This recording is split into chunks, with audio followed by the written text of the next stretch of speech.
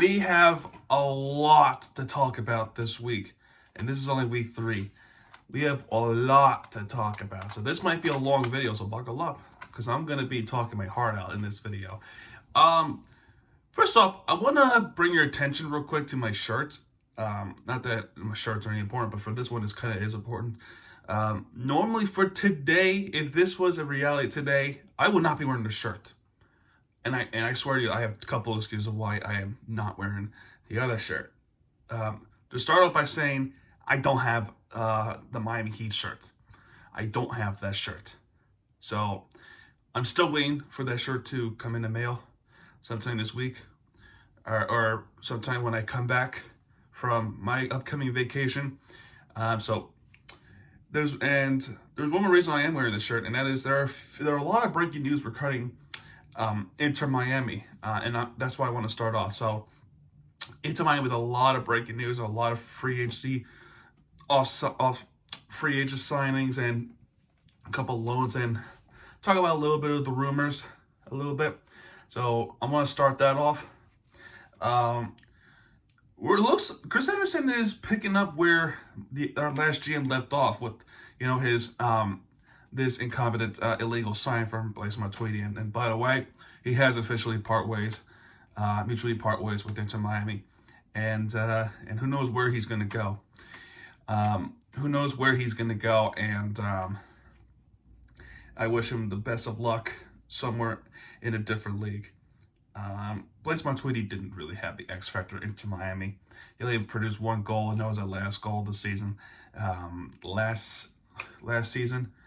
And again, he only produced 1 goal the other season against Toronto. So, but Matuidi wasn't much of a factor as we all thought he was. So it was sad that the signing was a failure, but regardless, the team is getting younger, and the only person out of the whole squad that is staying, Federico Higuain retired. Rodolfo Pizarro is on loan. That's one of the things I'll talk about right now. One of the free agency moves for Inter Miami is loaning Rodolfo Pizarro to a different club in La Mexi, Monterrey, through 2023, I believe. So it's pretty clear that Rodolfo Pizarro is not happy staying with Inter Miami. Or the thing is, there was no chemistry. I don't think there was a chemistry between him and Higuain and the rest of the players. He wanted to be the one to score goals and be the carrier of the team, but Higuain was the one that's carrying the team a little bit. And you also got to take into consideration that Phil Neville, our coach, who is still our coach, didn't really believe in Rodolfo Pizarro. He believed more in Higuain. So I'm glad Rodolfo Pizarro is going back to Mexico. For some reason that he was just unhappy with Inter Miami at this time. So, but few free agencies I will set up is the Jamaican international center back Damian Lowe signed a deal for Inter Miami through 2023, and there's a team held option for 2024. So we got a Jamaican international player for Inter Miami, and he's pretty young, a young age. I think he was 20. I don't remember the age. We also signed Ryan Saylor, Leonardo Campana, who signed with it. Leonardo Campana is an Ecuadorian international striker. And as mentioned before, Rodolfo Pizarro is on loan to Monterrey. LGP is also on loan to Rivertop. I forgot the team name in Mexico. But yeah, he's also on loan. So yeah, I wish LGP the best of luck in his future with Mexico. I believe it was River Plate, my fault. So River Plate on loan through 2023. Yeah, so Higuain stays, Brochet stays, and there is a match coming up, actually this week. It's against Layu. So that club, I don't really know much. I'm not gonna lie to you, but I heard it's gonna be a good matchup. Who knows? And it's at Dry Pink Stadium. And if you're asking me, am I gonna go to the game? The answer is no. I won't be able to make that game, unfortunately. So, because I am going on vacation. Actually, I'm going on vacation somewhere else in Florida, and you'll know when I record a video there. But trust me when I say this, it might be worth it. I know variety when I see it. But yeah, I'm going on vacation somewhere else, so and I'll let you know where. I'll tell you at the end of the video. Let's see. Yeah, Brochet stays. We're also waiting for a pink jersey, a pink home jersey. They already leaked a practice kit, and now we're just waiting for the moment that they actually do share a home jersey. And I'm gonna get that jersey, the pink one. I feel like the pink one should have been our home jersey a long time ago. But David Beckham, loving his fans, he listens to us. Let's hope the jersey looks cool. And Brochet has a new nickname, the Cobra King. He posed the camera with picking up a random snake off the street in Miami. I thought it was pretty cool. Finally, Christian Macoun, I think is going to Charlotte.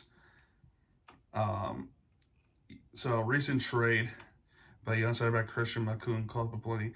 It was a surprise. It was a very surprise trade. But the one player that we should point out is Deandre Yeldon. I think Inter Miami was trying to push for Deandre Yeldon, but because the allocation of the number 1 spot that Orlando City was trying to get, I don't know too much about it. I have to look more into it, but that's the kind of thing I was hearing about. And there's a rumor that Inter Miami was going to sign a DP spot to Luis Suarez, who is a national men's team player for the U.S., I think. Such a good player. One of the best players out there. The Inter Miami was trying to go for it to fill in that DP spot. And, between you and us, if that does happen, let's hope it's not illegal, because I don't want to get back into that meme thing. I want us to be a MLS contender and not a meme. But yeah, that's pretty much all from Inter Miami. There's a match coming up this week. I'm going to try to watch it somehow. I don't know how that's possible. But it also doesn't help that there's a scheduling conflict, that there's also games I have to watch. And not to mention, I am ground hopping. So, before we talk about sports recaps, my question for the Miami Dolphins fans is, who do you want to see the coach? Who do you want to hire as a coach for Miami Dolphins? And if you ask me this, right? Personally, we need an offensive coach. There's no question we need an offensive coach after the Brian Flores firing. First off, Brian Flores, he did not believe in Tua. He was pushing so hard for Deshaun Watson to be their quarterback. And Greer and Ross didn't see it that way. They see him more as Tua's our guy. And personally, I think Tua is our guy. The coaching was not the right coaching. So it's okay. Part of it is Tua's fault, but the blame mostly goes to Flores. Let's be real. So that's why he's out the door. But mainly for me, I would like to see Mike McDaniels, and I'd also like to see the ball from Buffalo Bills. And it could happen now that the Buffalo Bills are eliminated from the playoffs last night, and By the way, I will say this on a bonus note. How good were these football games? These football games were just unbelievable. Okay, off topic. For the Buffalo Bills, I think the ball might come to Miami Dolphins because he is an offensive coach, and we need an offensive coach. And this one knows how to win. But Mike McDaniel also knows how to win. And by the way, the 49ers win over the Green Bay Packers, that cost us a draft pick. So a little bit bummed out that we lost a draft pick to the 49ers, but regardless, I don't think it'll kill us. I think the bigger thing we need to look at the picture, if the 49ers does happen to get eliminated, or if they win the Super Bowl or lose the Super Bowl, we are interviewing Mike McDaniel. So we are waiting after the Super Bowl. So either the ball could be more from Dallas or Mike McDaniel. And to me personally, I want a Super Bowl contender. I want Mike McDaniel. I want us to be the top football team that we once were back at the 70s. I want it. I crave it. All right. Now we can actually talk about the recaps. And it's the Hurricanes first off. So the Hurricanes, I would say the team is pretty good if they're not playing, good teams. An example here is Duke. And you can beat Georgia Tech, but you can't beat Duke 21. And they lost 49-58. The next game against Florida State in Tallahassee, they beat them 59-52. And this game yesterday, I was actually flipping back and forth. They were playing Boston College, and they just got schooled. Their defense just not good. They were good at the time, but in the fourth quarter, there was nothing from the Hurricanes. They lost to Boston College 79-66. And I was flipping back and forth between that game and a women's rugby game on the Seven Nations, and we won. We won that game. We won it all.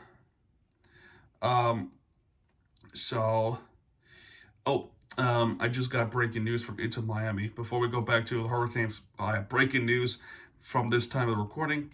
Inter Miami news started the week. An international roster slot has been acquired via trade with Austin FC, which landed $225,000 in 2022 allocation money.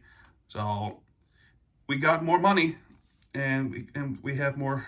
We can use some of that money to pay off that fine, maybe, or we can use that money to pay for a higher player like Luis Suarez if that does happen. So that's the news I wanted to bring out, and literally just happened. It literally just happened. All right. Next is the men's Hurricanes team, and it's so heartbreaking. This one, they almost won my heart with being the winner of the week. Almost just missed it. They had a very, very good game against North Carolina Tar Heels with Isaiah Wong with 25 points and Wardenberg with 21 points and Cameron McGusty with 20 points. This game was a blowout from the start to finish against North Carolina, but it changed when we played the Florida State Seminoles, and we were so close. We were so close. First off, we were getting dominated in the first half. We were outscored a lot of points, 43-19 in the first half of basketball, and unfortunately, it was not enough. It was not enough to come back and win for the Hurricanes. We lost by a point, and if Wong would have not used too much power at that last shot, we probably would have beaten Florida State Seminoles. And I'll tell you what a run for the Florida State Seminoles too. They're one of the hottest teams in ACC right now, and now they hold the top of the crown for the top of ACC conference.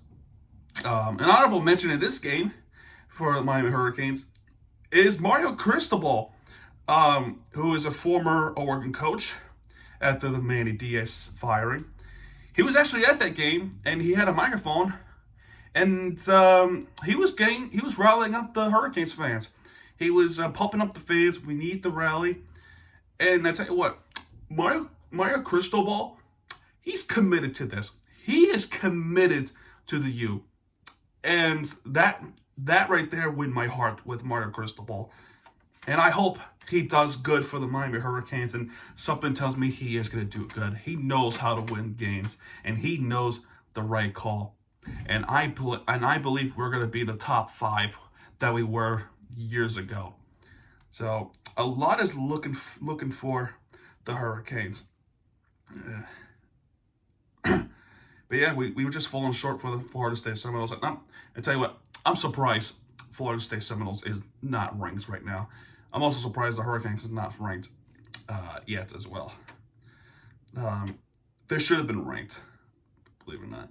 Their next game is against Virginia Tech on Wednesday. And now next up, we're coming up for the recap, is the Florida Panthers. Well, this is, so they start their road trip in Calgary, and this is quite an interesting road trip. Not good, but not too bad at the same time. We started off terribly. We started off with a loss in Calgary after literally beating them at home, 6-2. So, Rasmus Anderson with his first goal of the season, and it's a power play goal for Calgary. And next is Blake Coleman with the second goal of the game. Sam Bennett, a former Flame, who scored against Calgary, who broke the score for Florida. And next is Sean Monahan, make it 1-3 Calgary. In the third period, Matthew Trahuk make it 1-4, as Sean Monahan with another goal to make it 1-5. It was game, set, and match. This game, Florida Panthers just had nothing. Spencer Knight was the goalie for that game, and he just had a bad night. It probably would have helped if Huberdeau and Barkov would not do snow sliding with those snow dogs out there, with those Huskies. It probably would have helped if they just practice instead of doing fun things. And it's fine with me if you're going to do fun things, but at least get 1 hour of practice in before actually doing fun things. And I'm all for fun things, but that part, not the time. We don't have a good road record because we barely play on a road. We mainly play good at home, and we need to improve the home record, the away record for our season, or the postseason. Next is the Edmonton Oilers with Sergei Bobrovsky on goal with 40 saves, and this one was much better.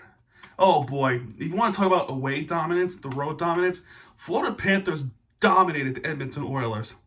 Edmonton Oilers is not having a good season. Their defense stepped up. Barkov, a Lord and Savior for this team, and of course, his first shutout with the Florida Panthers. He had multiple shutouts in his career, but 40 saves in this shutout in this game. No Panthers that have done that before, except Sergei Bobrovsky. That was so surreal. And who scored? Nobody scored in the first period, but the second period, it's over. It's over. And it starts with Alexander Barkov with a power play goal. Next is Carter Verhaeghe. Third, Alexander Barkov. Again, Anthony Duclair with a nice move. Sam Bennett with the power play goal.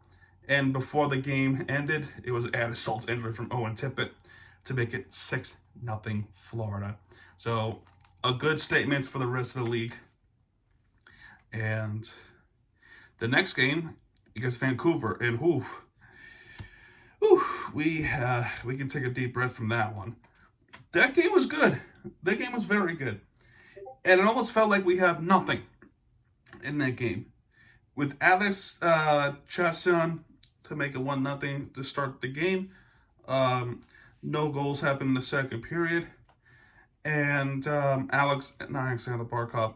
Sam Reinhart to equalize on the power play very early in the third period. And so it was a tough situation, a very tough situation. Too many power play calls, not too many power play penalties that happened. So eventually, with the overtime, right? There was no goals in overtime, but we almost did with a converted overtime goal, and Uyghur just almost missed it. One of those players missed it, and we just barely missed the goal to put away. And I think it was Barkov. I could be wrong, but regardless, a shootout happened. A shootout scored by Brock Boser for Vancouver. Shout out attempt by Deandre Yeldon. It was saved by Spencer Martin, who is the goalie for Vancouver. Elias Pettersson for saved. And so a little bit of hope. And then Anton Lundell scored for Florida to make it 1-1 to shootout. And Quinn Hughes, I think he's a brother of Jack Hughes for New Jersey. But Quinn Hughes saved by Spencer. So there's hope. If we get this goal, we win the game. And Alexander Barkov won for the Florida Panthers to make it 2-1 in a shutout to win it 2-1 for that game. So we can take a deep breath. We can take a very deep breath. And by the way, as we won the game, Anaheim Ducks win the game as well. And why is Anaheim Ducks relates to this thing?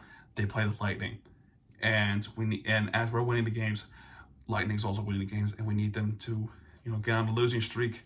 It can't be us on a losing streak. This is our real shot of winning the postseason, the Stanley Cup. And Tampa Bay Lightning is right behind our tails.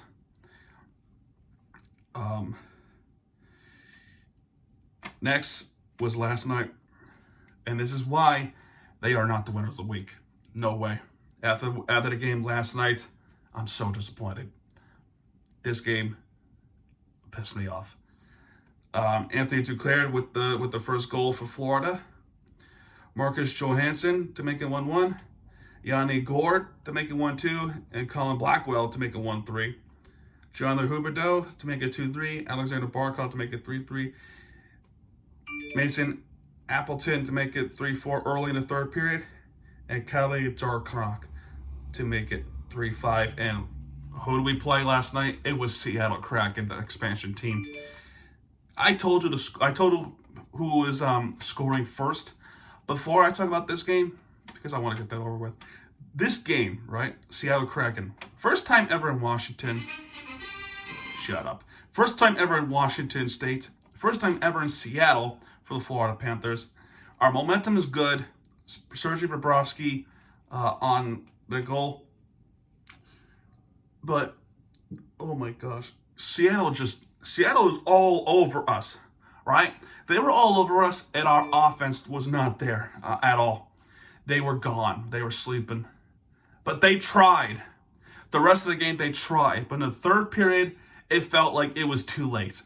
Our offense are starting to wake up late in the third period by trying to score the equalizer 4-4. But Seattle's defense, once upon a time, Seattle Seahawks had the best defense in the league. So you can win 9-3 against the Tampa Bay Lightning, but you get swept by an expansion team who, by the way, the Kraken, they're the lowest in the Pacific League with 30 points now. At the time, it was 28. The rest have 40 points or over. I'm embarrassed by this loss. Embarrassed. That loss should not happen, and they need to wake the fuck up for Tuesday against Winnipeg. I'm embarrassed by this loss. That should not happen. I'm deeply disappointed. Enough of that rant. Another thing I want to point out with the Florida Panthers is that you're giving a Lightning an opportunity to take over us again. We can't let it happen. Lightning has the same record of points as we do. Please understand that Lightning is also good. It's not just us. It's them too. They're the favorites to actually make it again. We can't let that happen. Oh, okay. I'm good. Well, on a positive note, and now we finally get to the winner of the weekend. Again, I apologize. I am not wearing that shirt because I don't have the shirt. I'm waiting for a shirt. I hope it comes by the time I come back next week. Because, but yeah. Now we talk about Miami Heat, the winner of the week for this recap of the week.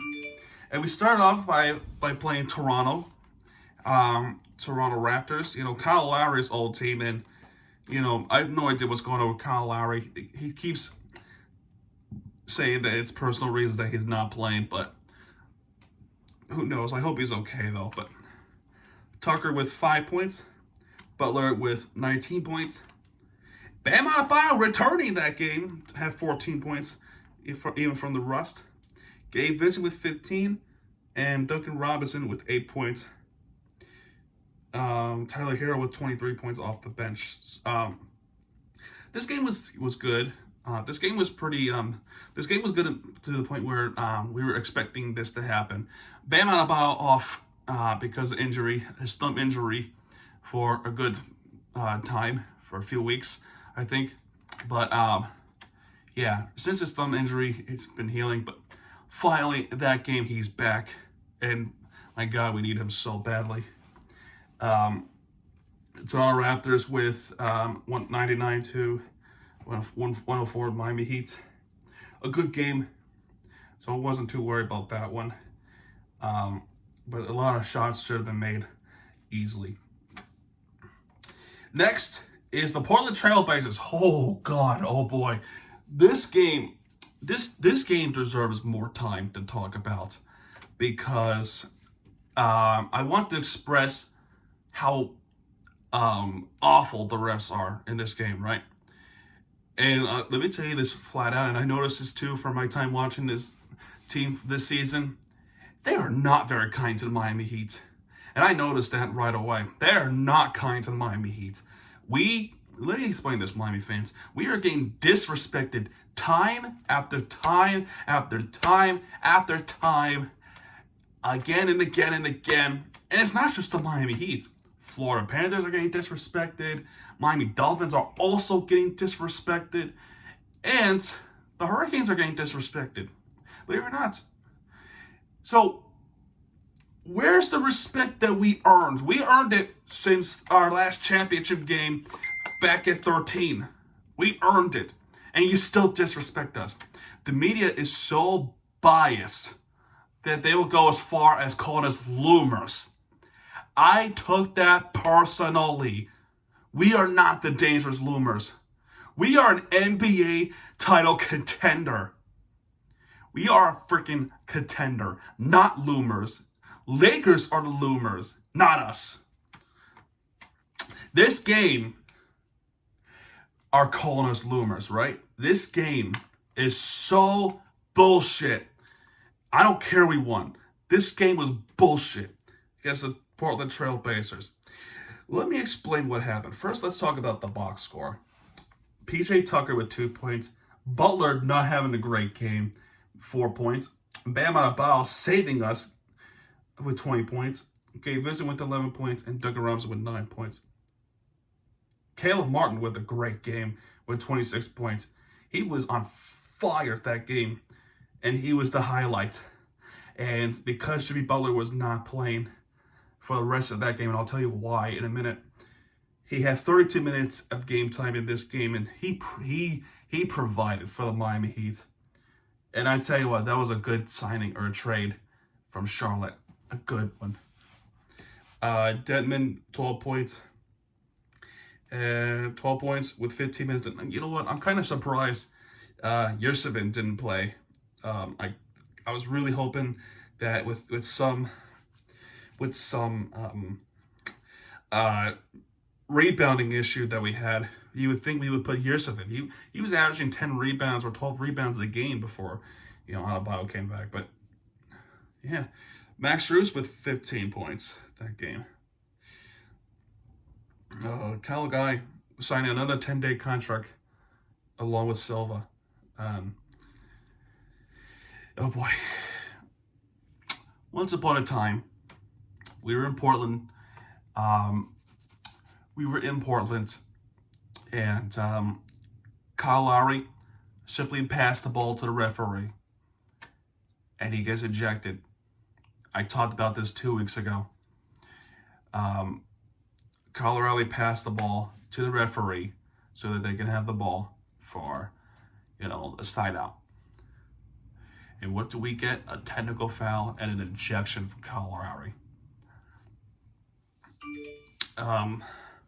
There was also 2 more ejections later that came from the fight from Tyler Hero and Nurkic.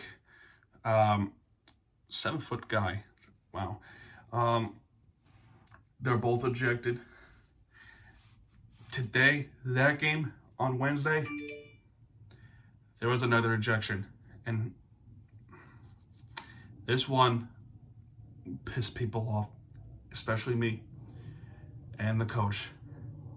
Jimmy Butler ejected from the game. The first technical foul, yeah, he deserved it. He deserved that technical foul, the first one. And here's what happened the next one. He walks away. Another referee, by the way, it's not the same referee.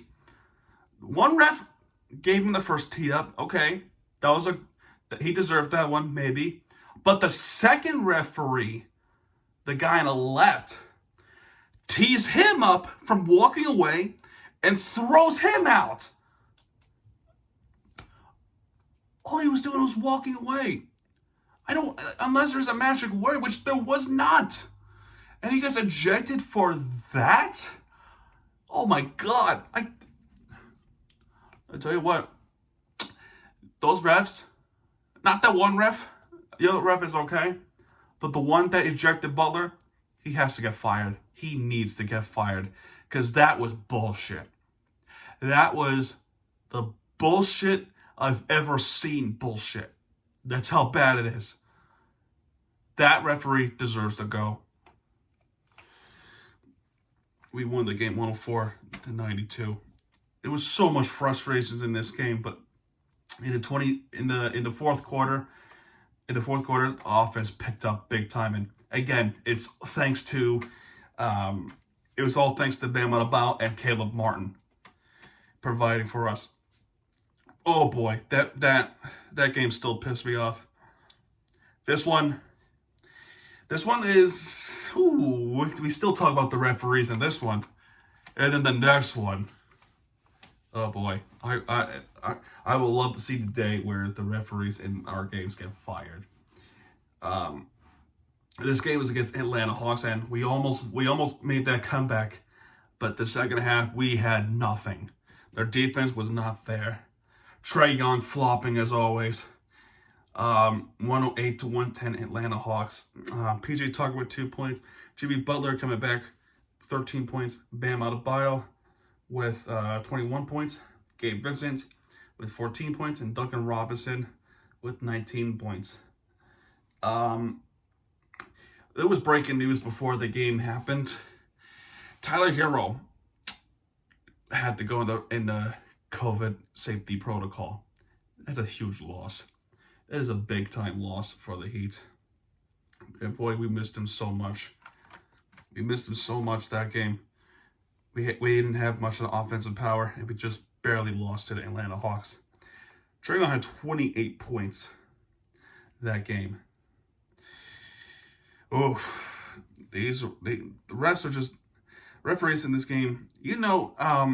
It's one thing if you flop, right? But when you constantly do it to go back to the free throws, are you really that good? Are you really the best in the league by flopping?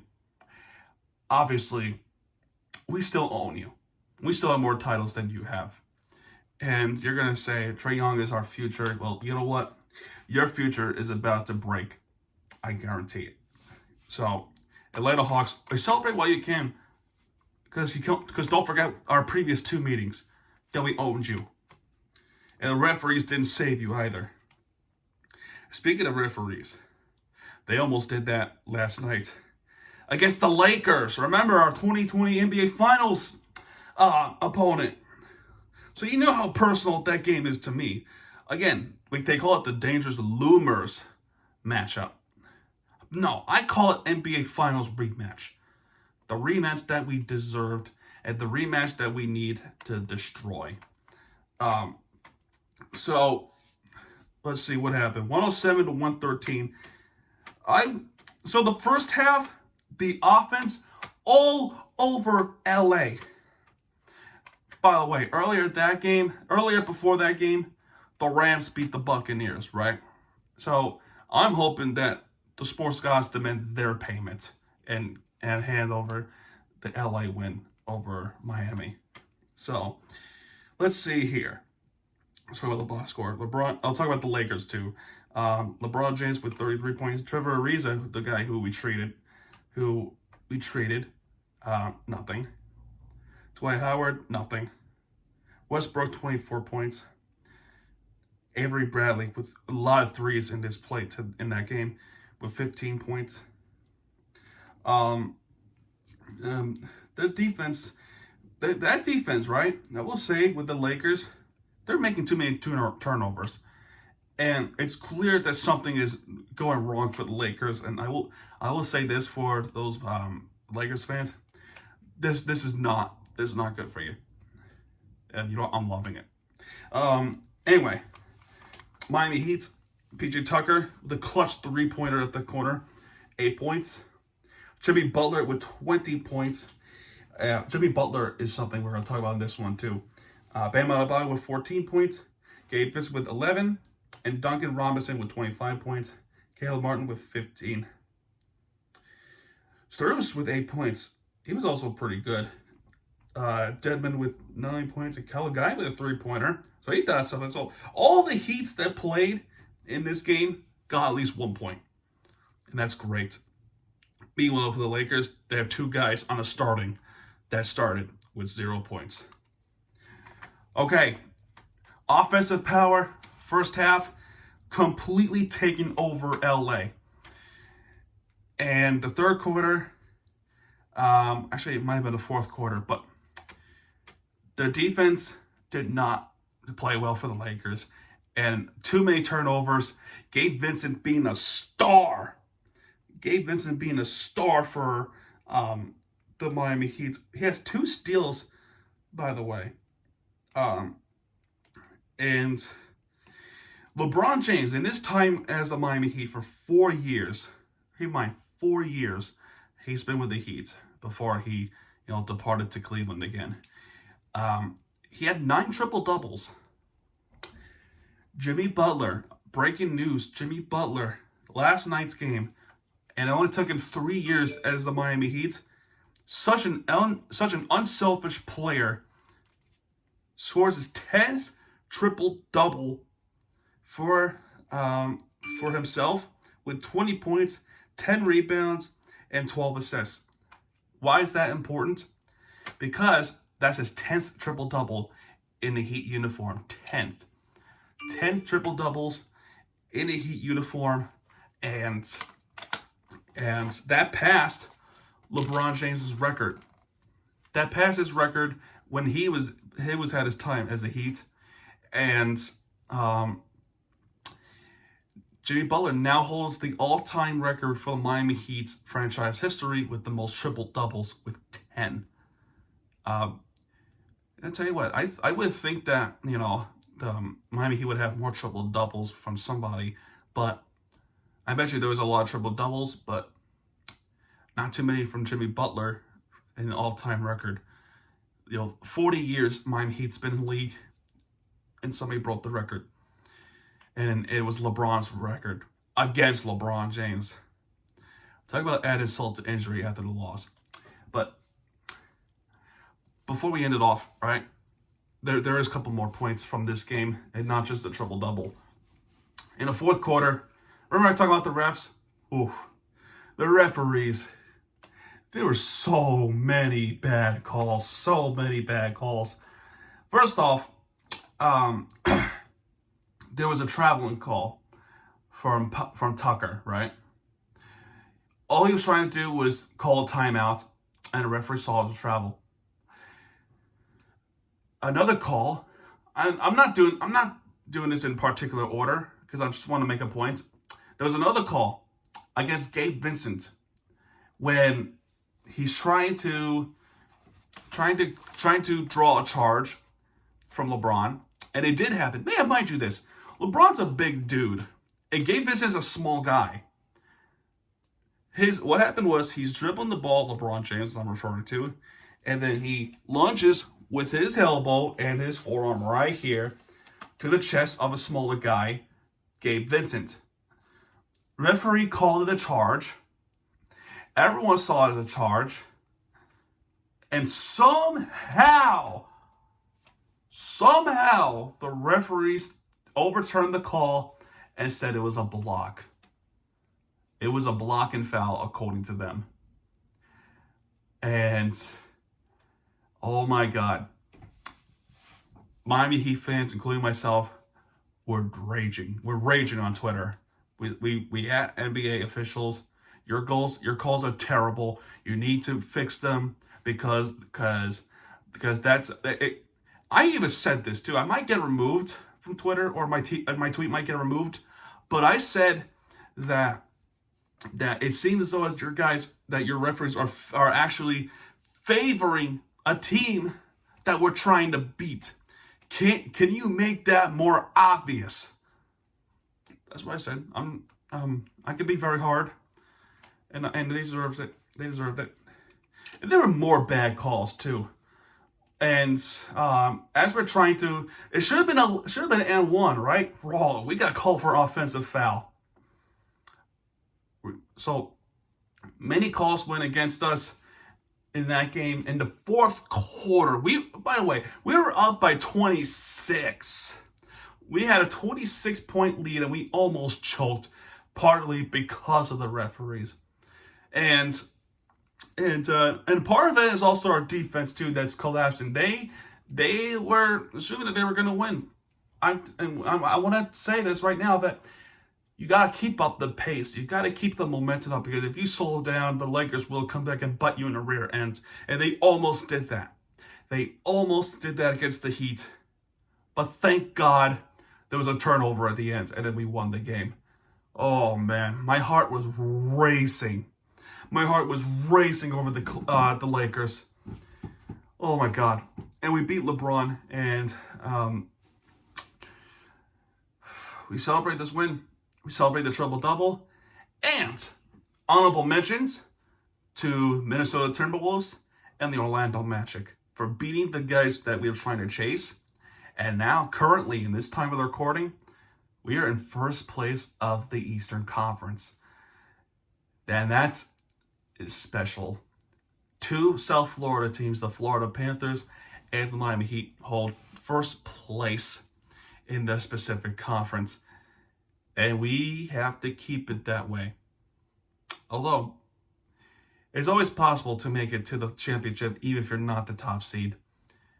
And last night, NFL kind of proved it, right? NFL kind of proved that you don't necessarily have to be in the top seed to make it a championship. All it's really giving you is a week off and a home field advantage. And, a harsh truth is you could still lose. Anything could happen. But a good momentum, it means we truly have a shot. Now, hopefully, Inter Miami can provide the same thing for Inter Miami with a good free agent signings. Again, I'm not going to be at the game this Wednesday. I'm actually going to be in Orlando. So, yeah, I'm going to make videos for both my channels. I'm going to make an introduction video. I'm going to try to sneak in a beach vlog. And I have a secret weapon. I have a secret weapon for that week. So, anyway, that's going to do it for this video. If you like this video, hit that like button, subscribe for more content. Let me know your thoughts and what you think about this week, and what will we think about this coming week. Against Winnipeg, Vegas for the Florida Panthers, Columbus, and for the Heat, we also got the Knicks, the Clippers, and an upcoming Celtics as well. By the way, they're going to be hard for me to... I don't know what's going to happen for this week, because I am also ground hopping. Not for my TVG, but for my old channel. But I'm going to try to watch most of the games I can. I'm probably going to be able to miss out on the Hurricanes game the most, but that's okay. I care more about the major leagues than college, to tell you the truth. But we'll see what happens. So I'm going to try my very best. The only easy day for me is Sunday. But every other day, well, Saturday's also easy, but Wednesday to Friday is the difficult days. But I'm going to try my best to watch the major league games as well. So that's pretty much it.